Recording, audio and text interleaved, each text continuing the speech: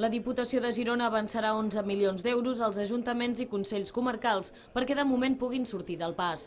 Ara mateix en el conjunt de comarques gironines s'acumulen 64 milions d'euros de deute i la Diputació d'aquests 64 milions n'avançarà 11. Aquests diners, també ho diu el conveni, s'han de destinar a nòmines, despeses de personal i deutes que tingui la corporació amb contractistes, concessionaris i altres proveïdors. No podem agafar aquests diners i destinar-los a el que vulguem. És per saldar deute.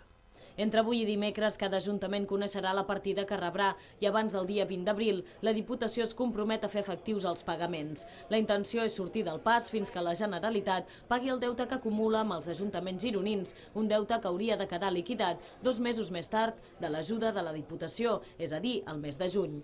És que aquests diners que ara nosaltres cedim a la Generalitat se'ns tornaran els mesos de setembre, octubre i novembre a raó del 30%, 30% i 40%, de manera que a finals d'any aquests diners hagin tornat a cadascuna de les diputacions. Serà remunerat aquest període que nosaltres no tenim aquesta tresoreria amb un interès d'Euríbor a 6 mesos més un punt. La diputada Maria Teresa Ferrés ha retret al president de la Diputació que no es tingui en compte el color polític de cada ajuntament per destinar els diners en cada casa de la vila, cosa que Torremadé ha respost que és impensable fer diferenciacions per això. Per últim, s'ha posat de relleu que és l'estat espanyol el que està retardant que la Generalitat tingui líquid i que, per tant, els òrgans més petits, els ajuntaments, són els qui pateixen les conseqüències.